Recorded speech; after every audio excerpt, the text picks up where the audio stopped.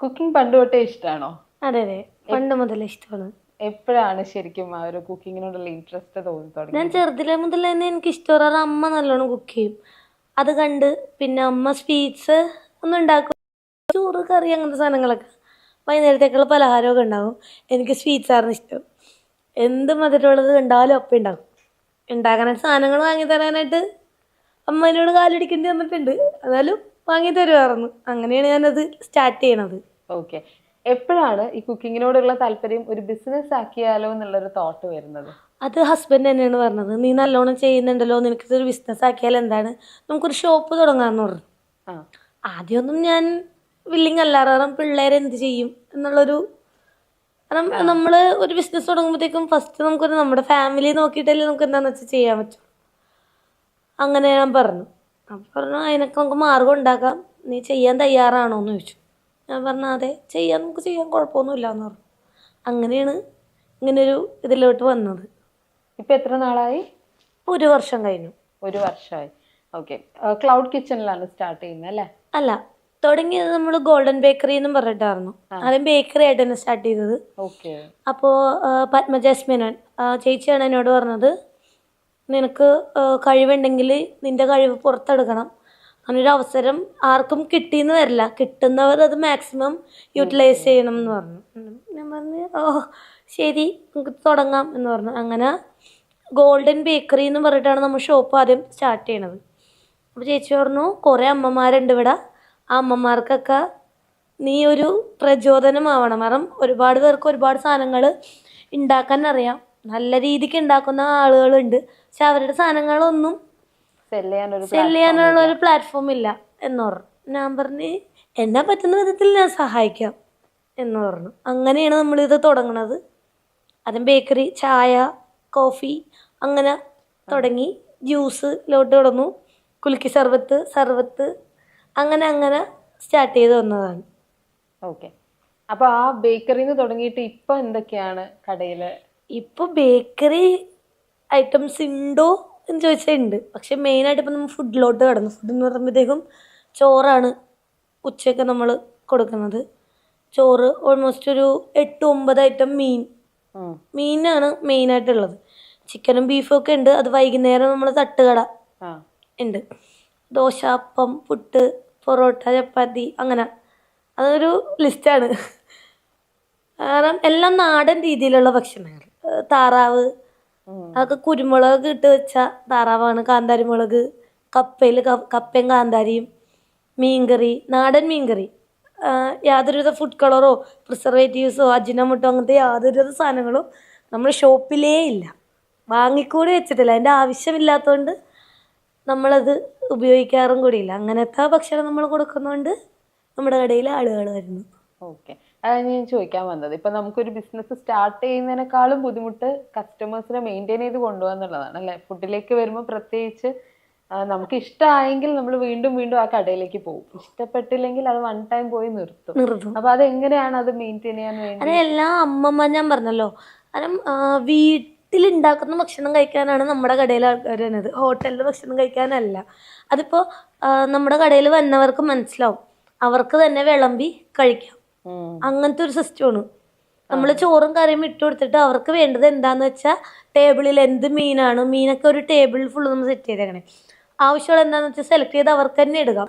നമ്മുടെ വീട്ടിൽ നിന്ന് കഴിക്കണ പോലെ തന്നെ അങ്ങനത്തെ അതേ സെയിം ടേസ്റ്റിൽ തന്നെയാണ് നമ്മളത് മെയിൻറ്റെയിൻ ചെയ്ത് പോണത്.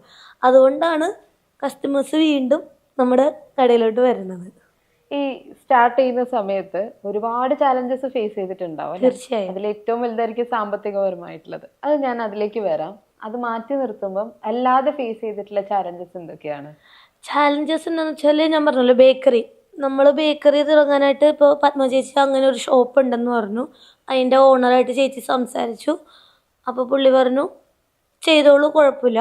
അപ്പോൾ നമ്മളത് ചെയ്യാനായിട്ട് ഫണ്ടൊക്കെ അറേഞ്ച് ചെയ്ത് റാക്കെല്ലാം ഫുള്ള് സ്വീറ്റ്സും പാക്കറ്റ് ഐറ്റംസ് എല്ലാം സെറ്റ് ചെയ്ത് നമ്മൾ വെച്ചു. കട തുടങ്ങണതിന് 2 ദിവസം മുന്നേ തന്നെ നമ്മളെല്ലാം അറേഞ്ച് ചെയ്ത് വെക്കണമല്ലോ. അറേഞ്ച് ചെയ്ത് വെച്ചു. കട തുടങ്ങണതിൻ്റെ തലേ ദിവസം നമ്മളൊന്ന് തുറന്നു നോക്കിയപ്പോഴത്തേക്കും അവിടെ ഒരു വില്ലൻ ഉണ്ടായിരുന്നു. ആരാന്ന് വെച്ചാൽ കുഞ്ഞനുറുമ്പ്. അയ്യോ. ഉറുമ്പ് ലൈഫിൽ അത്രയും ഉറുമ്പിനെ പേടിച്ചൊരു ദിവസമാണെങ്കിൽ അതാണ്. കാരണം പാക്കറ്റുകളെല്ലാത്തിലും ഉറുമ്പ് കയറി. അവിടെ ഫില്ല് ചെയ്ത് വെച്ച എല്ലാ പാക്കറ്റിലും നമ്മൾ ഏകദേശം ഒരു 2000 2500 രൂപയുടെ ഐറ്റമിൽ ഫുള്ള് ഉറുമ്പ്. ആ ഉറുമ്പിനെ കണ്ടതും ഫുള്ള് ബ്ലാങ്കായി ഞാൻ കരയാൻ തുടങ്ങി. ചേട്ടൻ പറഞ്ഞ് നീ കരയല്ലേ, നമുക്ക് മാർഗം ഉണ്ടാക്കാം, സങ്കടപ്പെടാണ്ടിരിക്കുന്നു. ഞാൻ തോന്നി സങ്കടം ഇല്ലാണ്ടിരിക്കുമോ, നമ്മൾ ഇത്രയും കഷ്ടപ്പെട്ടിട്ട് ഒരു ഉറുമ്പിനെ കൊണ്ട് നമ്മളുടെ ഇത്. കാരണം നാളെയാണ് നമ്മുടെ കടയുടെ ഓപ്പണിങ്, നമ്മൾ എന്ത് ചെയ്യും? ഇത് തുടങ്ങുന്നതിന് തലേ ദിവസമാണ്. അത് 2 ദിവസം മുന്നേ നമ്മൾ സെറ്റ് ചെയ്ത് തലേ ദിവസമാണ് ഈ ഉറുമ്പിനെ നമ്മൾ കണ്ടുപിടിക്കുന്നത്. എന്നിട്ട് എല്ലാ സാധനവും എടുത്ത് മാറ്റി നോക്കിയപ്പോഴത്തേക്കും ഒരു 70% ഉള്ളിൽ കയറിയിട്ടുണ്ടായിരുന്നില്ല ഉറുമ്പ്. ഇല്ല ഇല്ല. ബാക്കി പുറത്തുണ്ടായിരുന്നു. എന്നിട്ട് എല്ലാം അത് തുടച്ച് വെയിലത്ത് വെച്ച് അങ്ങനെയാണ് ഉറുമ്പിനെ കുറേ വേസ്റ്റായി. അപ്പം നമ്മൾ തുടങ്ങണേക്ക് മുന്നേ തന്നെ ഇങ്ങനെ ഒരു ചതി നമ്മൾ പ്രതീക്ഷിക്കുന്നില്ലല്ലോ. ഉറുമ്പിനെ കൊണ്ട് ആർക്കും ഇത്ര ഉപദ്രവം ഉണ്ടാവുമെന്ന് വിചാരിക്കുന്നില്ല. അതാണ് ആദ്യത്തെ കിട്ടിയ പണി.